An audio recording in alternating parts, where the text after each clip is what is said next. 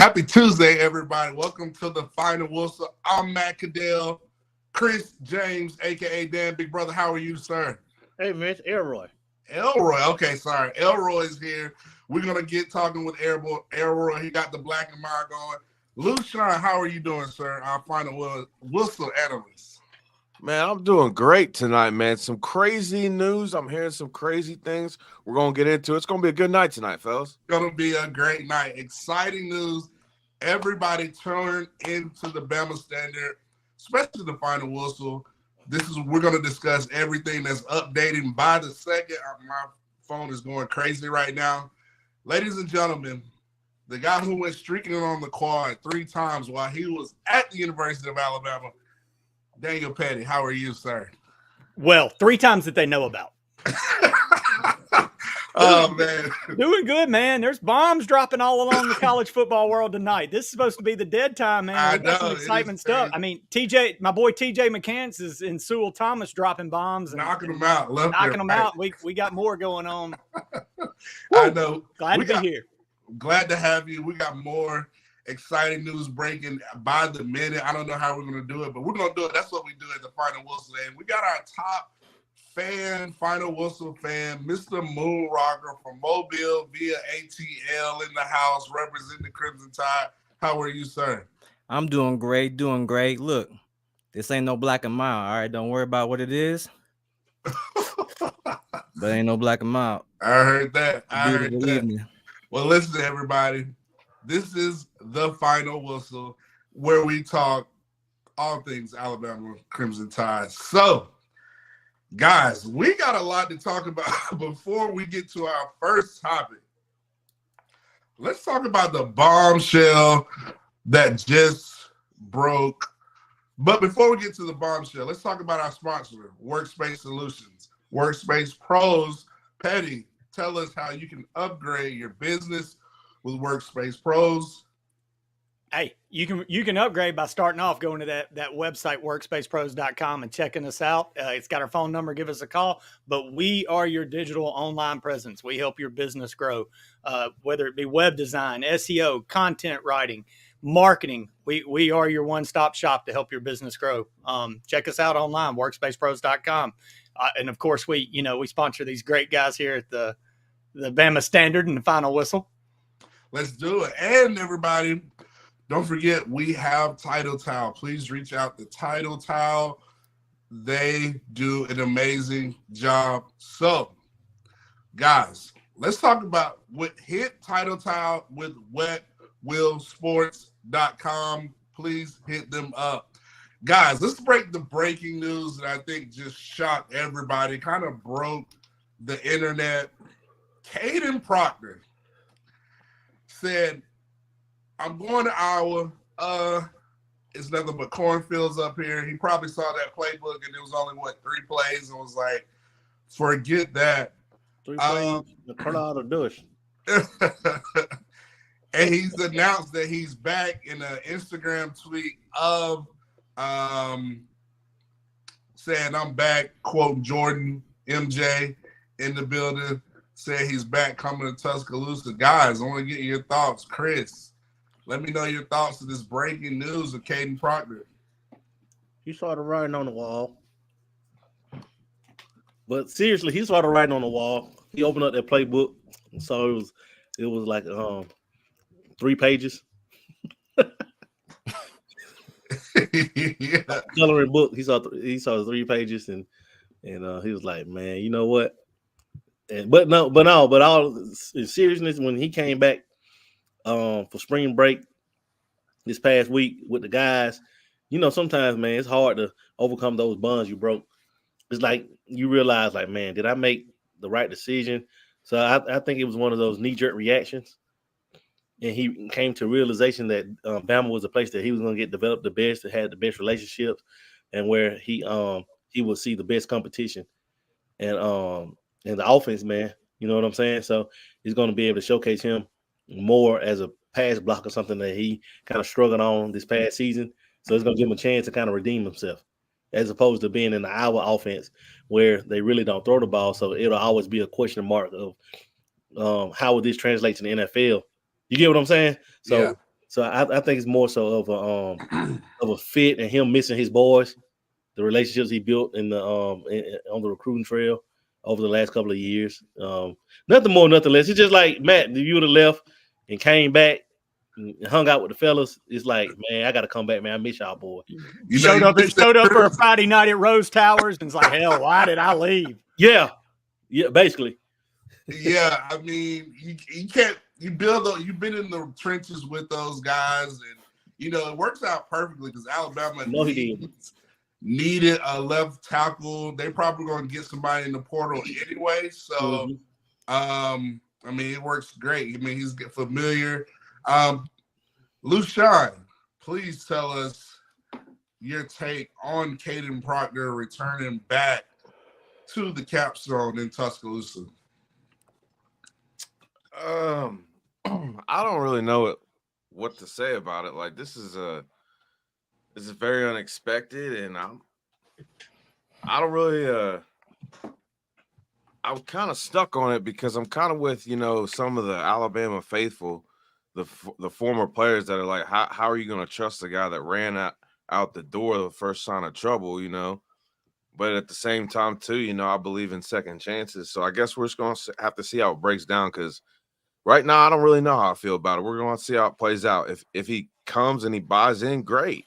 But I'm not a fan of people who run at the first sign of trouble either. So he's going to have to prove a lot.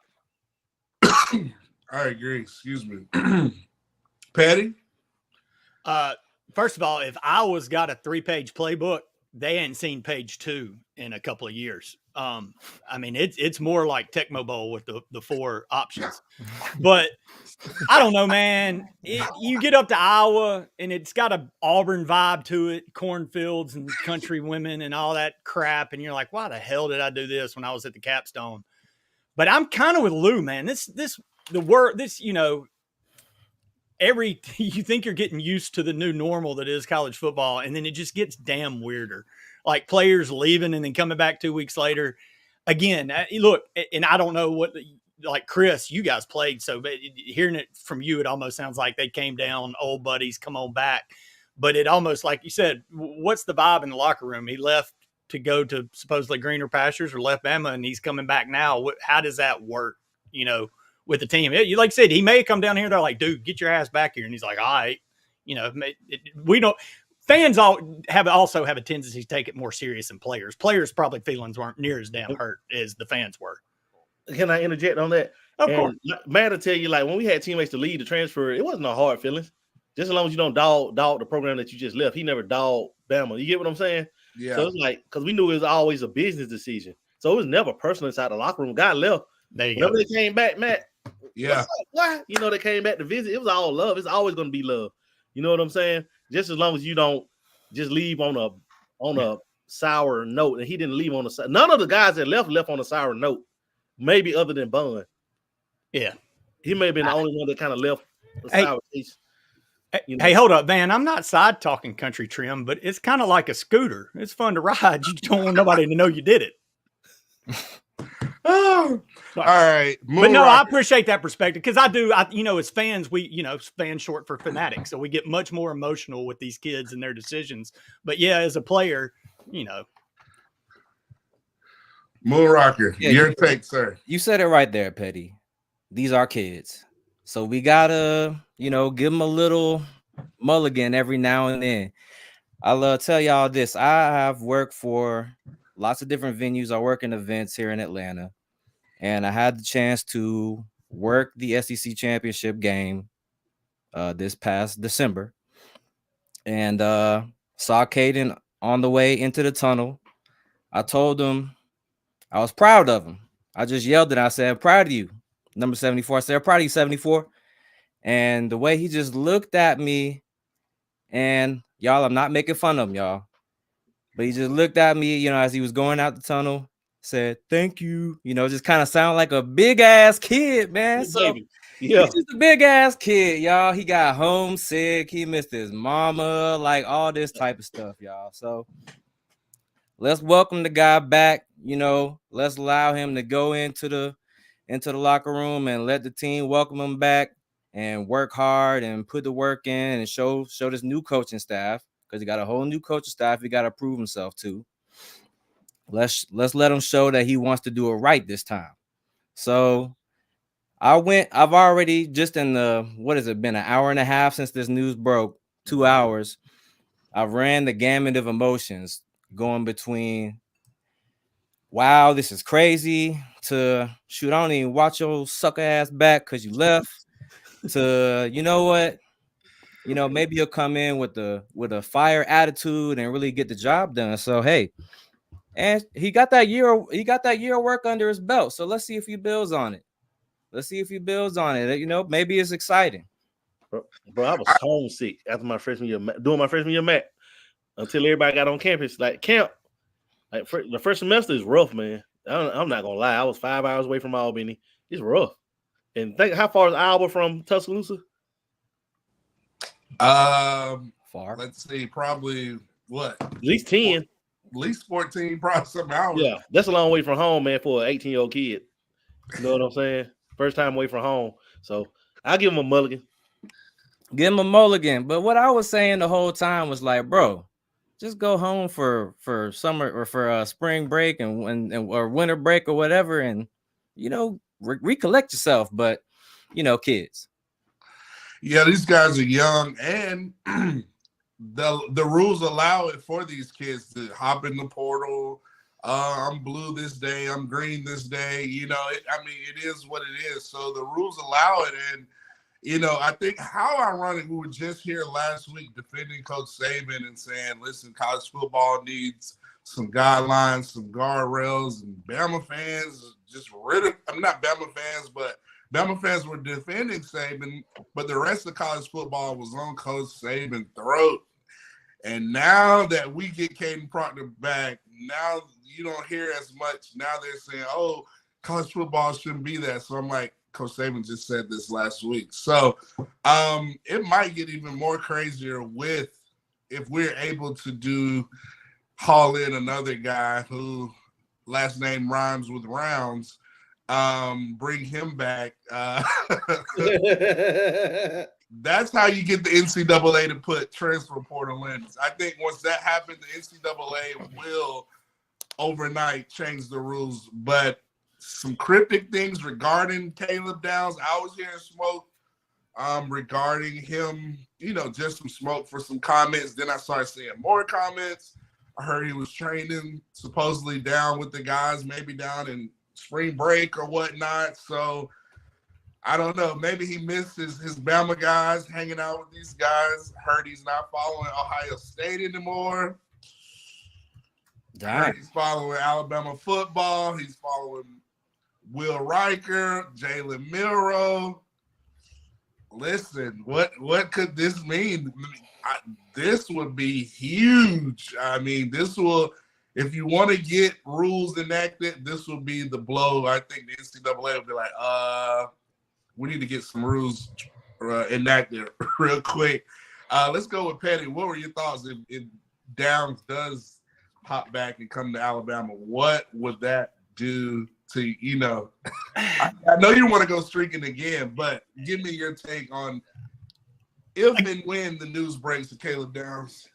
You're to an already loaded secondary and a defense that is going to rely on studs in the secondary. You're bringing a top 10 draft pick. It's, again, man, I love it. Justin, can we pop up the line? For a second, I don't bring your suck ass back, but God bless. It's so torn. Yeah, man, you take the talent. You don't turn that shit down. If Downs comes back, man, you don't turn that down. You don't turn that stud down because he's him and Keon Sapp. Man. It's and Tony Mitchell. we're in a different world now. You got to put your kid emotions aside and play. And At this point, we're gonna call Coach DeBoer Debo because he's riding around on his bicycle in college football. Taking chains. Come here, Ryan Day. Give me that. Give me back what I want. Kirk Ferentz, give me back what I want. Lou Debo. It ain't but one Debo. That's Lou. Speaking of Debo, our final was a Debo. Lou Shine. What would this Downs move mean? I just keep updating left and right. So Yeah, my phone keeps going off, and I did peep his Instagram. It does look different, and it doesn't say anything about Ohio State no more. So, I mean, usually if there's blood in the water, there's a shark, and if we get him back, with that swarm defense package, I mean, Tony Mitchell. Let's just say we're going to be up. We're going to be up a little bit longer tonight, thinking all the possibilities if we get that young man back. I mean, I'm still going to be salty. He going to have to earn something back, but I know he ain't shy of the work, so it's going to be funny. And Saban called it. Like, listen, if y'all don't have no rules, I'm gonna go ahead and be Nick Saban. So, he might not be done. I don't know who else left lately, but or who else is going to be available after spring ball, but Saban might just go poach half of college football until they put rules in place. Hey, Nick Saban, after he left Capitol Hill, he said, all right. They said he hit the button, he said, run it. They said once he left Capitol Hill, he saw the backlash. All right.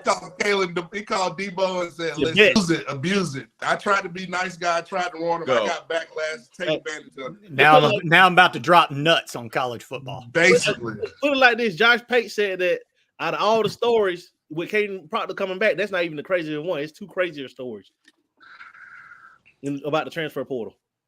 Yeah, it's about to happen. It's about to get crazy. This is it, man. Look, offense is never going to be an issue under Kalen DeBoer. Dude's a freaking offensive genius.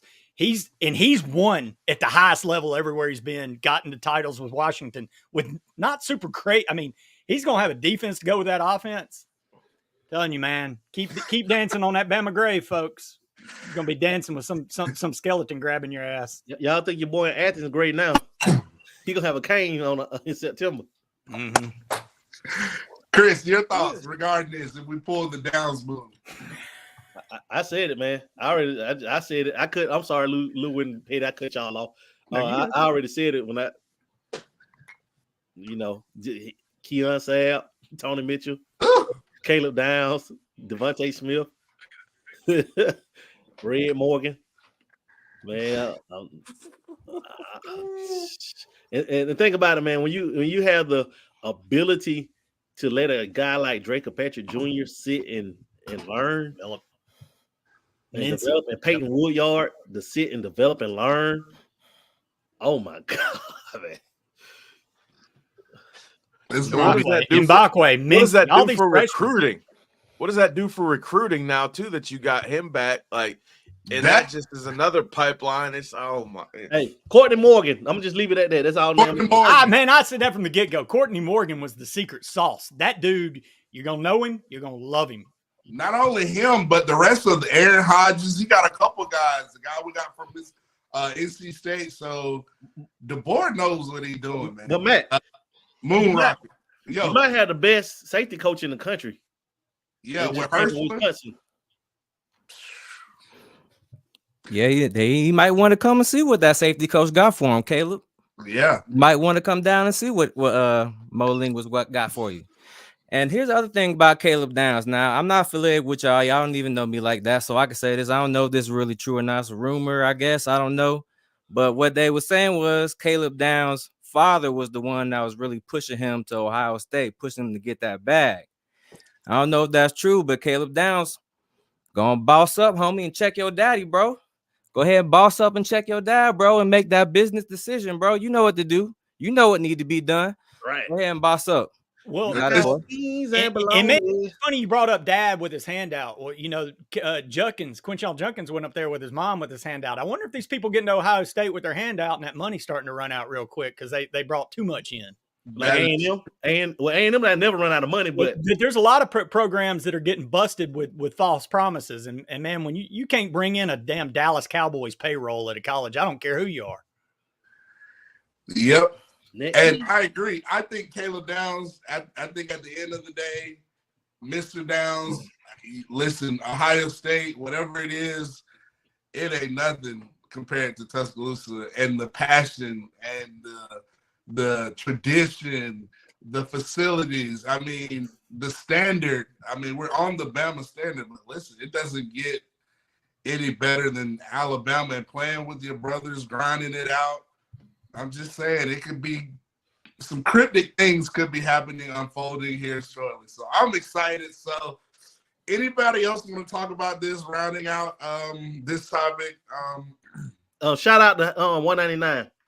Next team, thank you for the $1.99, sir. He says Caleb Downs is coming back. Oh yeah, let's talk about this. They said that Ryan Day blamed Seth McLaughlin bad snaps on Jalen Milroe. That's a rumor I saw on Twitter.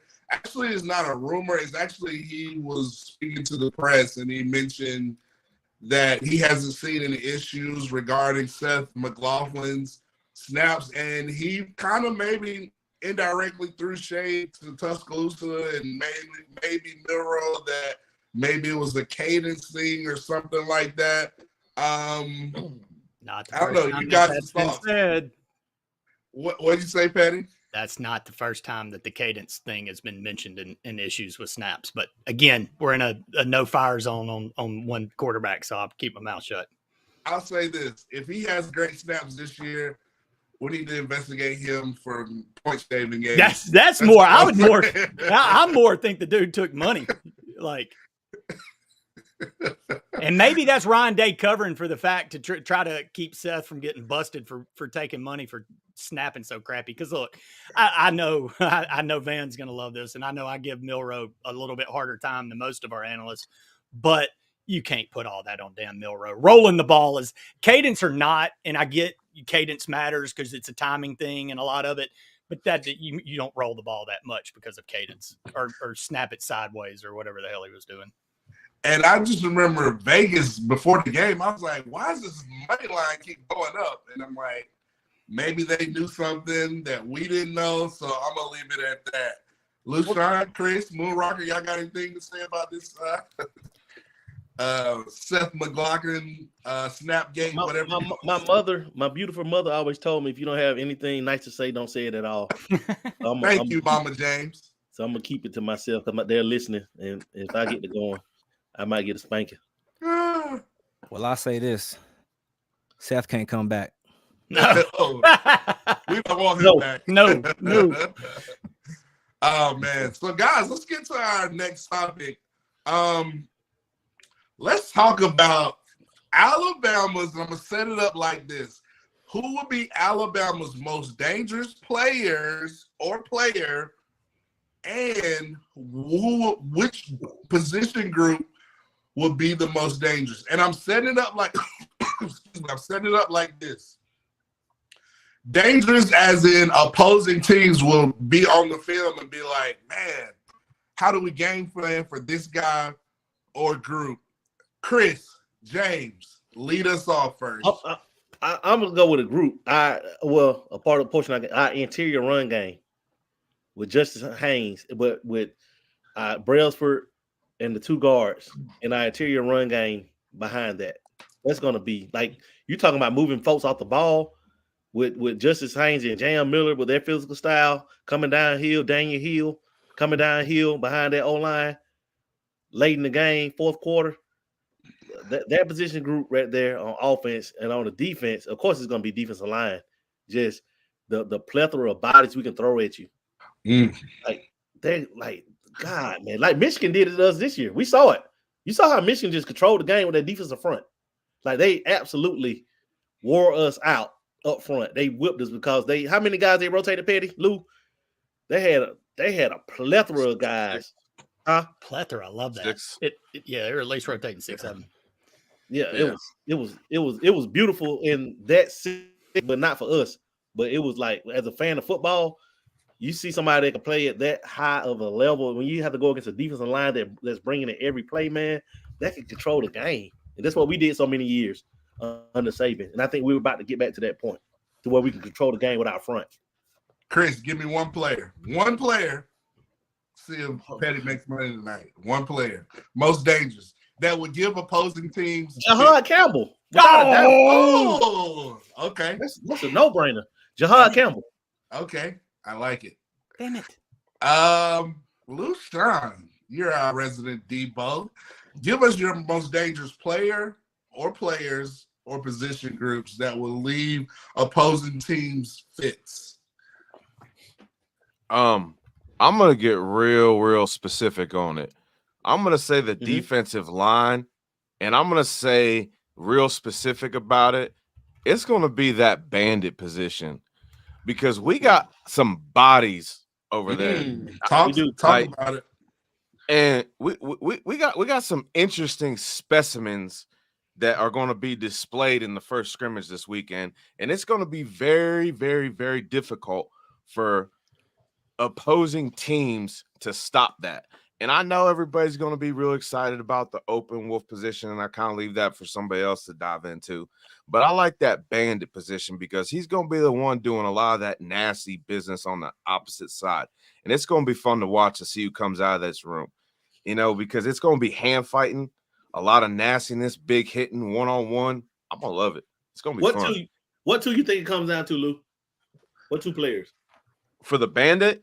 Yeah. As of right now, or like when it's all said and done and come the season? When it's right all said and done, who you think going to be our two guys that rotate during the games in there? That's tough because I don't like giving away. It's hard. It's going to be LT for sure, just because I mean that he's different. He's different, and especially once he on the crimson line after Freddie puts his hands on him. Oh, and I'm gonna say a name. I'm not gonna say he's gonna be in there, but just to watch out for him, and that's Jordan Raynaud. I'm gonna tell you something. That dude is different, and with his body type, playing behind, and LT Overton having this senior leadership that they have in the room, and these guys all love each other and enjoy being around, and they all got a bully mentality from what I've seen and heard from all of them. So I think the defensive line and bandit position, and probably LT and Jordan Raynaud. But I mean the whole room as a whole, and I mean, who knows if Keon Keeley adds 15 pounds. that dude's gonna be scary. So I mean, it's gonna be fun spring ball, y'all. I'm telling you what. I think Keeley's gonna be a menace, man. Oh, after even this season and what he's gonna do in the future with his body frame and how fast he is off the ball in this defense, he's gonna be given one-on-one opportunities. And I don't even feel bad for offensive linemen, because we watched our offensive linemen get abused on the edges the last couple of years. It's time to return the favor in full. Hey, Pitt, he's gonna be what? Hey, Matt, he's gonna be what? People were hoping Adrian Hubbard was gonna be. Yeah, exactly. Petty. I had a good, exciting speech because I mean, there's give your speech. There's a very easy answer, or a very simple question to answer. This is, what is the definition of jihad? And that's exactly the most dangerous man on that field, because he wages that shit when he takes the football field. But since that was said, I'm gonna go a different route and move to the offense, since Lou and Chris went defense, and go with Justice Haynes. I think to take the offense to this offense to the next level, a dynamic running back absolutely does that, because it takes so much pressure off the rest of the system when you've got to worry about a running back in an offense that's already so dynamic in the passing game. So you add a dynamic running back, and I think Haynes is the next super back at Alabama. It takes it to the next level. I think he's the most dangerous guy in this offense. Position group, man, linebacker. Sorry, you're going to throw that up in the middle of my daggum speech. Probably the wide receiver. I mean, you've got Caleb Downs and all the dudes hell that we always talk about. And then when Milroe moves to that wide receiver spot, about Allen, man. I had to do that for my boy Van. No, I'm kidding. Man, Van gonna get you in a fight. Van is going to get me murdered. No, man. Linebacker, that linebacking group, I'm in love with. I think look, and take out Jihaad, I'll add a new name, and I'm pulling Chris. I'm going over here. A name to look out for that nobody's mentioning of one of the young guys, and that's Russo. That dude, he could be the guy after the first game or two. You're like, holy hell, can he play every play? That's like a guy I expect to have like a Mac Wilson, Reuben Foster type of hit on a kickoff and just set the tone and just take over from there. I think he's the guy that lights all of our head hunting fancies up. When you got a guy like Jeremiah Alexander as a backup and Quay Russaw and James Smith as backup, Alexander Russaw could start anywhere, and I think Russaw is going to be. I think he's the rookie of the year. Yeah, but they've been having Alexander back up behind Lawson and Campbell. And that's him in the middle is just as nasty. I'm telling you, with how smart that young man is. I love the linebacking core, man. This is vintage Alabama linebacking core for maybe the first time in years to me. Yeah, solid. Moon Rocker. Throw Russaw in that bandit too, huh? What y'all think about that? Throw Russaw in there. See what he doing at the bandit spot. But Russaw can play anywhere, man. You put him, he's like Rashawn Evans. Is that your person, Moon Rocker? My person now. Shout out to Petty. Milrow. Milrow. Yeah. Don't forget about Milrow now. Don't forget about the most explosive athlete on the field now. No doubt there. Y'all seen Milrow do the cleans? Y'all seen him do them? Yeah, he's explosive, y'all. So shout out to Tommy Reese. He might not have been able to figure out exactly how to utilize him, but I bet you Kalen DeBoer figure out how to utilize him. I bet you they figure, and I bet you I'm hearing Milrow is in at 4 a.m. Yeah. I'm hearing he's putting that work in. I'm hearing he got that hunger in his heart right now.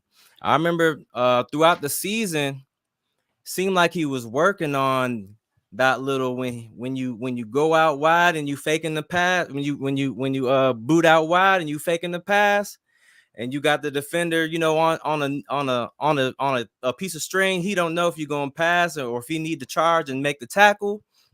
He was working on that. He crossed the line of scrimmage a couple times, but he getting that together. Like when he started making those plays that he's got in his mind, and Kalen DeBoer figure out exactly how to put him in the right positions. And he get his with this new offense, he starts seeing that field different. I'm telling y'all. To your point about that, one thing, my biggest issue with not Caleb Downs, but Milrow last year, he never carried the play fake out. And one thing I've noticed in practice with Nick Sheridan, Kalen DeBoer, they have so many multipliers in their drills, quarterback drills, and they're always carrying the fakes, whether they're throwing passes, doing whatever, faking runs. And I think that's going to make him, to your point, Moon Rocker, so dangerous. Do you have a position group as well that's going to leave opposing teams giving them fits? Well, I was gonna say linebackers because you got to feel pretty good about Jihaad and Deontay. Yeah. Agent Zero back there. Oh, that Zero look hard. I feel like Agent Zero about to put a stamp on that number. People are gonna be trying to be like Agent Zero this year. He had injuries, but if he feeling good this season, he feeling fresh, and all signs are that he's gonna be just fine. I can't wait to see what Mr. Lawson does this season too, as well as Jihaad. We excited about Jihaad because he came in like a wrecking ball. But Deontay was a known entity, and what if he gets better? Yeah. Speaking of coming in like a wrecking ball, I'll end this. My most dangerous player, which I think is just going to be so crazy for us. First, let me get the position group. I'm going to go with the wide receivers. Shouts out to the wideouts. Bernard, Law, Prentice, Odom, Ryan Williams, Rico Scott, Hampton. I mean, the list goes on and on and on. I think that position group is going to give a lot of opposing teams fits. And I think my ultimate chess piece, he could be Kelsey 1 minute. He could be Keenan Allen or Mike Evans 1 minute. Another play, I think it's going to be Caleb Odom. I think he's going to give so many opposing teams fits. When we split him out wide and has him as a decoy or put him at receiver, put him at tight end, it's going to be crazy. So I'm going with Caleb Odom on that and the wide receiver room as my position, most dangerous players and position group. let's shift gears from Alabama football to, I've been looking at everything. Let's it's March, guys. We just had St. Patty's Day. I saw Petty swimming in the Chicago River, in the Green River on Sunday. It's March Madness, guys. Let's shift gears from football. Let's talk about our bracket, March Madness. Chris, you know, you're our hoops guy, so I'm going to let the floor you handle this. Listen, Bama gets that 4 seed. They have to go to Spokane, Washington. Start off with Charleston. Give us your thoughts regarding the Crimson Tide going in March Madness with Nate Oats. Well, first off, we already know Bama has the number 1 scoring offense in the country, right? So, with that being said, it's all about defense, man. If we can just, because we've shown signs of it. It's been games to where we buckle down on the defensive end and won. And I think with our backs against the wall, with no room for error, these guys will be locked in. And it seems like Auburn caught the crappy 4 seed, and we got the good 4 seed. So you think about it, the first game, we should beat Charleston because I think that's a game you'll see somebody like Sears take over. They're a good team, but they're not Bama. Round 2, St. Mary's of Grand Canyon. St. Mary's is a team that can score, but once again, they're not Bama. And I think when it's all said and done, when Bama's back against the wall, they play their best ball. I expect them to get out the first weekend and face North Carolina in the Sweet 16. Here's where it gets tricky. North Carolina, yes, is a 1 seed, but North Carolina isn't a very good shooting team. And the last thing you want to do is go against not being able to match Bama point for point. You get what I'm saying? Like the games we lost, like teams like Tennessee was physical, but North Carolina isn't as physical as Tennessee. They're a physical team. They're not like Tennessee. Florida could shoot the lights out. They're a top 5-10 scoring offense also. So, and their length causes problems, but I think that we can outscore North Carolina. I don't think they can match us point for point.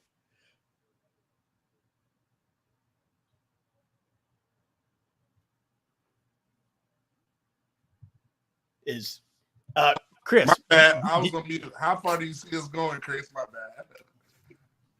I was wondering if Chris emailed you his internet from last week, and y'all just did a baseball card swap. That's what we did.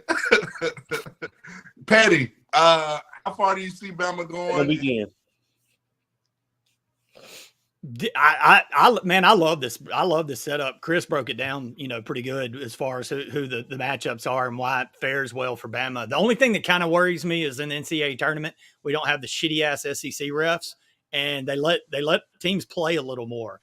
And if there's a weakness on our side, it's down low in the post. And if they allow teams to bang and can't return it, and we're not hitting the outside shot, that's where it could get scary.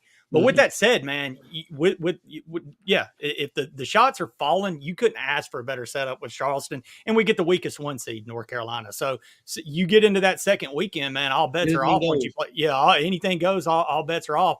You pull the upset there, and seeding doesn't matter anymore, and you're really in the hot spot. So, yeah, man, it's the NCAA tournament. You could go, and Charleston could hurt feelings real quick, and we're all sad.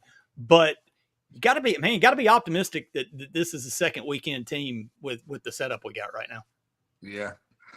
LaShawn, or you good on this? You want to give your take, sir? I mean, like Petty said, if we don't really have a down low presence. So if we run into a team that's got a dominant big man, we could be in some trouble.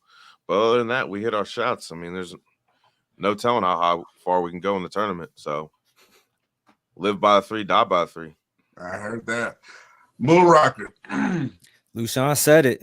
Live by the 3, die by the 3. I hope them threes is lighting up the net this March. I don't know what type of defensive output we're gonna see. Hopefully everybody's hungry. I like that thought that everybody's gonna be hungry to prove how they ended the season isn't the real identity of this team.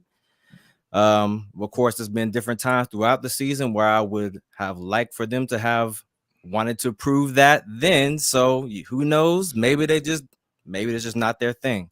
But March is the time that pressure makes diamonds. So, if we got some diamonds on this roster, they're gonna step up and shine. So I'm hoping to see that. I'm hoping that the threes light up the net. But I miss Charles Bediako. I ain't gonna lie. Oh man, Bediako. He's the reason why we're not a 1 seed. Yeah, not having him, he should have stayed. He should have stayed. I don't know what he's doing in the G League. I hope he's lighting it up. Connie's lighting it up, but I would have loved for him to have stayed too. Yeah, those two hung on to those two. Would have been number 1 team in the country. But Amber Nicole's right though, man. We hope Mark Sears go because we go as Mark Sears goes. He lights it up. We light it up. And we don't have any length on the perimeter, but we just got to pick up out the transfer from Pepperdine today. 6'5" guard who can light it up, shoot over 40% from the 3. 6'5". That's what we were missing. We had like 6'1", 6'2", 6'3" guards. That's kind of tough. Now you can have those 6'5", 6'6" guys. Now we're talking. And that's what we're missing. That's what we're getting next year. Those 6'7", 6'8" guys on the perimeter. And we got Reitzel back in the equation. He's a 3-and-D guy. He can lock somebody down. We got to work him back in. Yeah. So, maybe that was a part of the little late season slide too, getting the rotations together and et cetera, et cetera. So, I'm in the rotation.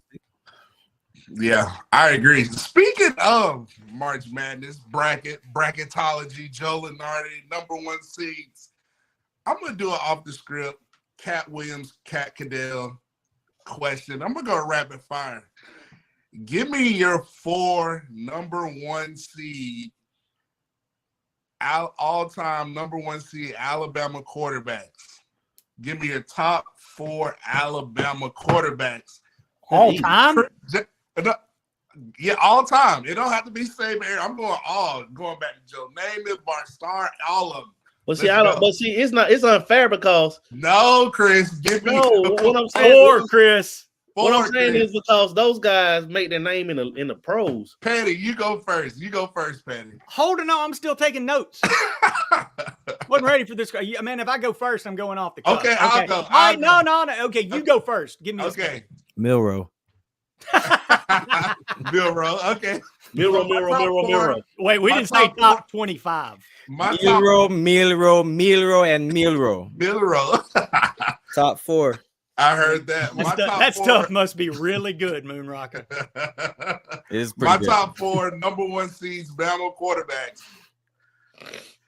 I'm gonna go Joe Willie. Name it. I'm gonna throw him in there. Absolutely. Tua gets in there for me. AJ McCarron, Bryce Young, my top 4. I should have just gone first. Go. That's off the gum. Moon Rocker, you go, sir. That's it. That's exactly what I was about to say. So, yeah. Yeah. Mic drop. Like that's it. Bryce. Okay. Only Heisman winning quarterback we have. Okay. Yeah. You got to go with the snake, Kenny Stabler.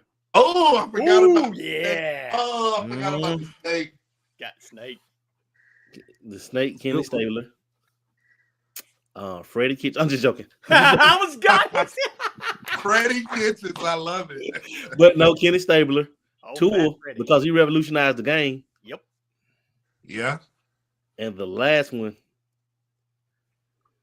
AJ McCarron won back-to-back national championships, but that defense and running game. I had to put AJ. Don't discount AJ. What kind of discount did Jake the Snake have? Because it's kind of hard to leave off Joe Namath. Yeah. So who are your 4, Stabler? Bryce, Tua, Joe Namath, and Kenny Stabler. Oh, I like that. Because you're talking talent wise. No, you are named them 4. They were on the next level. All 4 of them. Murak, Lucian, you got 4? I know you're getting all the Caleb Downs updates, and you're in Ohio. You got 4. You're 4 number 1 seed all-time Alabama quarterbacks. Blake Barnett, Cooper. Heck yeah. Cooper Brandon Avalos. And my boy's good. Yeah, I remember him tripping over the 30 at Georgia. That grass was tall. See, I look at it a little bit differently. I go on not necessarily like, stats. I go a little bit more off impact for the program. So I'm gonna throw a name in here that people might not be a big fan of being this high, but I'm gonna put Blake Sims up there with how he changed the Alabama offense to me and what he was able to do in one season. He proved in itself what it means to actually work on your craft and become something great. All those other guys you named, I'm not saying aren't great, but they came in and they were expected to be stars. Blake Sims, we weren't expecting him to do that. Well, what's up, Chris? No, that comment, I just got to interject, man. Come on, comment.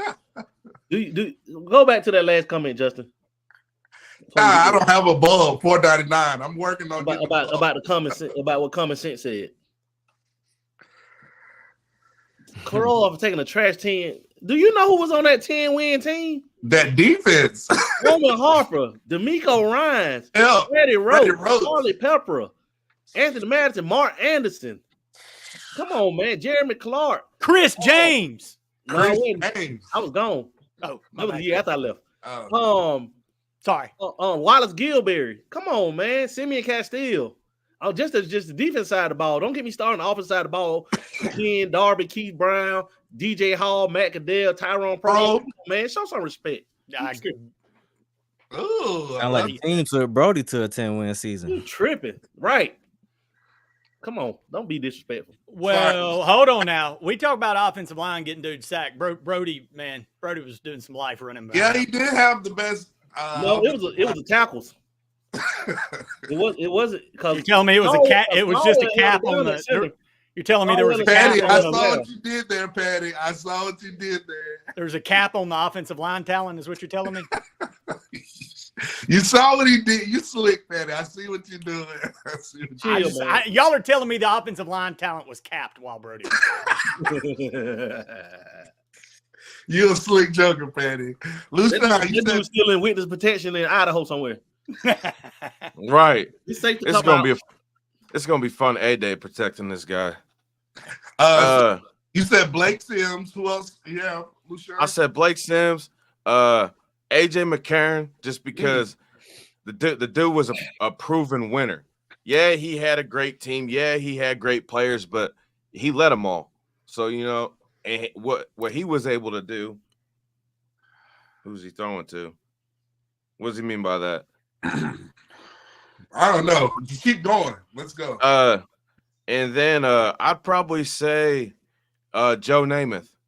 You can't leave him out for what he stands for, the university, for the position group as a whole. And that's my 4. Okay. Patty, is yours the same as mine, or you got something? Yeah, I was really damn regretting that I let you go before me, because as I was writing them out, Tua is my favorite Alabama player probably ever. Tua, Bryce won. Bryce was he won the Heisman because he was a damn magician on the football field. Joe Willie, man, come on, that dude was swag before swag was a word. Driving to Columbus and with the doors off his Cadillac to go pick up liquor on a Thursday night. Joe Willie was a gosh dang legend. Hey. And man, I'm torn on the last one. It's because AJ's the winningest of all time, but man, I would either I'd like throw Mac or Brody. So I hate to be, I'm going to pull a Chris on this. Brody, okay. Brody was talent, man. I remember the first A-Day when we all sauntered out there from a night of drinking out to the, set in the stadium, and Brody comes in about midway through, and he's on team's on the 50, and he rolls out. So he's on about the 40. And it looked like he just effortlessly lobbed one into the back of the end zone. And at that point, I was like, man, that dude, Brody gets, and look, that trash comment's, like I said, that's bullshit. But that's the unfortunate, because of what Saban's done in this memory, that if you didn't win 12 games in a championship, you weren't great, man. Brody was really good in a time that was rough at times for Alabama, and took, won 10 games and was still a stud and didn't have much of an offensive line, but he did have some receivers, and I love Brody. Hold on. Who was he throwing to? Yeah. Really? Man. You got to be under 30. Yeah. You just really got to be under 30. Brown, Proctor. Tyrone Proctor, the most. Tyrone Proctor. Proto, Keith We're not- Brown, DJ Hall. Don't even go there. I mean, oh man, you tripping? There's no need to go there. Yes, guys. I think Brody had the best arm that I saw at Alabama. Zal had one too. Oh, Zal could throw it. Oh, Zal should get some mention in here too. Zal deserves a little bit of honor because if we're doing it based off impact, Zal did come along in a time, where there was so much turmoil and then there was some quarterback controversy. And when he took the reins, man, against Ole Miss, he broke the completion consecutive completions in a game with 20 in a row. He goes down and lights up Florida. He lights up, Zal absolutely deserves more credit than he gets for what he did for the program at the time. This is amazing. We can go on and on with this topic. So shifting from football to basketball, now back to football. We talked about Alabama guys working out spring break. We discussed, maybe Caleb Downs, Kaden Proctor was working with some guys. Before we discuss first scrimmage, guys, any thoughts regarding what kind of stood out for you regarding spring break videos? For me, it was Jalen Milroe working with Jordan Palmer, a true QB kind of guru. I think that's going to pay dividends for Jalen Milroe being in the pocket, his technique, his footwork, his eyes throwing different types of passes. I think that's going to be beneficial. Lucerne, I know you keep up with all these guys. Your take on how the guys handled spring break and put in that work. I mean, I was excited just to see the amount of guys that were actually putting in work, that were actually working with different types of coaches. Like, they just weren't out there doing individual drills. They actually had a coach out there taking them through drills, taking them through instruction, making sure they stay in shape. And, that shows hunger. That shows determination. That shows that these guys actually want to be successful and that they're determined and that they want to put the work in. And that's the most important thing that Caleb DeBoer and Kane Womack have said. Just work. That's all they want. I love it. Patty. Man, look, and I know I catch a lot of heat on the show for my Milroe comments. And look, it's just because look at all the quarterbacks we just talked about. We kind of got a standard around here. But man, look what he said.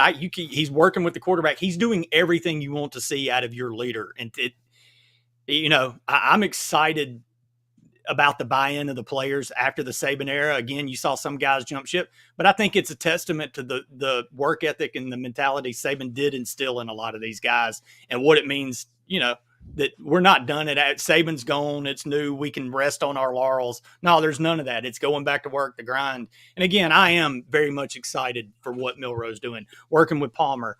The kid's putting in, like you said, coming in at 4, he's putting in the work, what leaders do. And I mean, look, at the end of the day, I want Alabama to win. That's the bottom line. If it's Milroe, whoever it is, if Milroe's the guy, God bless, go Jalen. Link all damn day. Let's roll. So, man, and again, I'm pulling like hell for the kid, and it seems like he's doing all the right things. So to see your leader, who has been questioned by some knuckleheads on the show, maybe to do, seems to be taking the right steps, man, to keep this team to be his and to take Alabama to the next level. I love what I'm seeing out of Milroe, man. But I've never not loved that. I mean, that kid's always been – there's never been a question of heart of that kid. He's got the heart of a damn lion. Moonrocker, anything impressed you regarding these guys training last week, spring break? Yeah, and Petty, I love what you said about Milroe, and I hope it didn't seem like I was getting on your case. No, I loved it. But yeah, I'm. Let me not say I'm with you, but I was frustrated by Milroe last season as well. Plenty of times, guy over the middle right there, hit a Milroe, hit. Oh man, don't take the sack. Oh, that type of stuff. But I am excited. I am really excited about Milroe. Like I said, 4 a.m, he's getting that work, and he's really you can tell he's really motivated, and he knows he needs to get better, and he's focused on the right things. But since you already said Milroe, did y'all see Caleb Odom out there at wide receiver in that video? He looking like he was supposed to be out there all along. I'm glad they moved him from tight end to wide receiver. I'm getting kind of excited about. I wasn't really like crazy excited about Caleb Odom. Looking like Mike Evans. But now I'm getting there with Caleb Odom. I'm excited to see what he's gonna do. Cause I was really excited about Ryan Williams. Ryan Williams, the guy I want to see when he land. But Caleb Odom's already there and he's already looking good. He might be, more ready than Ryan Williams when that first week hit. So I'm kind of getting excited about Caleb Odom right now. Oh, hey, Moonrocker, welcome to the club. This is the Caleb Odom #1 fan club right here. Okay. Yeah, we love that kid. Bet I'm in the club. We ain't never had a wide receiver like him at Alabama that's gonna take off. I love it. Mike Evans type, man. God, he's gonna be our Megatron. Yeah. We had one Tar Givens. You forgot Matt. TG ran 4.3. TG 4.3. That's how I used to laugh. I don't know him at all, but I know 100% that's how that dude laughed. So that's how everybody knows CG famous laugh. Speaking of and first laugh, listen, we know the boards got college football laughing and possibly getting Kaden Proctor back. Bama's first scrimmage. Let's get to it. I mean, what are you guys really excited about regarding the first scrimmage and, just your thoughts? I'm interested to see how they're going to handle the whole helmets with the quarterbacks, the communication, getting signals in. And I just want to see how much improved Milroe looked at the QB position, and how the defense kind of functionality and who's really stepping up, young guys. Chris, floor is yours regarding scrimmage preview. I want to see Damani Jackson and Jaleel Hurley, how those ones hold up at corner. Okay. Lushan.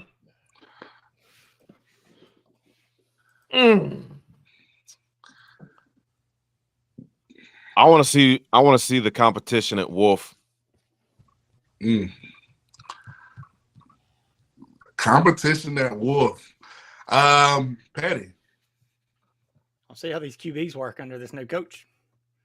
Ooh, no, Patty gonna keep it controversial with the QBs. That's the straw that stirs the drink, baby. And I want to see how those straws look. You got to. And his name is Patty for a reason. So Moonrocker, what are you excited about when it comes to the first scrimmage previews? Yeah, definitely want to see that DeBoer offense.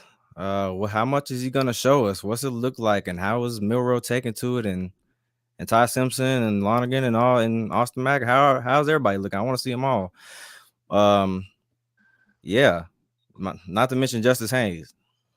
Ooh, yeah. Not to mention Justice Haynes. Well, all Bama fans, hey, stay tuned on Bama Twitter. Bama Twitter is back up now.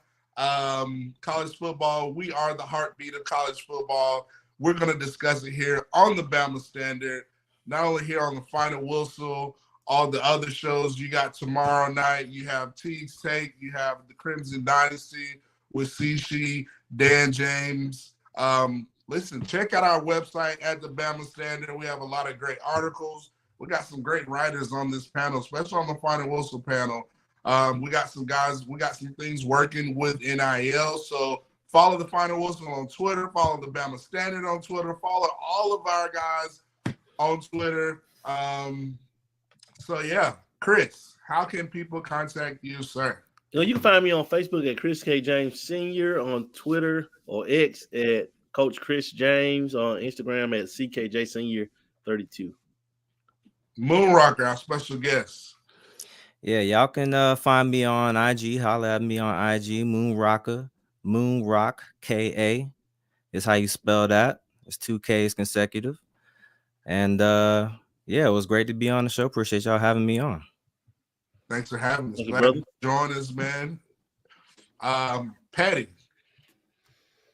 Man, Petty_Daniel on the X. If I'm ever on that goofy thing, I'm usually just retweeting what you awesome guys put out. But I'm here every Tuesday night, Final Whistle, man, and I've got another podcast, Week 0 Sports. We're in the dead period. We only usually do it during football season, so I'll keep promoting. You can go listen to some old shows; they're great.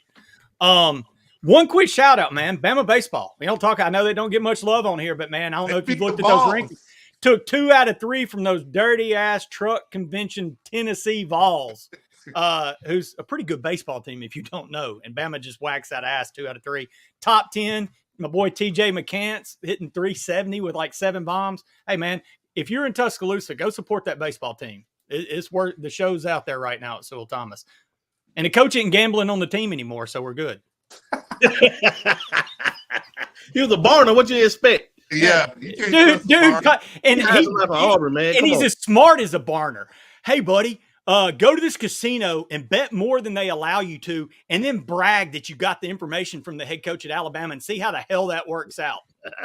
By the way, that's exactly what happened to get Bohannon, the former Bama baseball coach, hired before he pulled a picture before the LSU game. Maybe the dumbest thing I've ever heard of, but 1 year later, man, make the right hire, got the guys in place, got a top 10 ranked team. This Bama baseball team's legit. Get out to Sewell Thomas, go support them. Hey, Petty. Yo. Hey, sit how you were sitting Sunday night.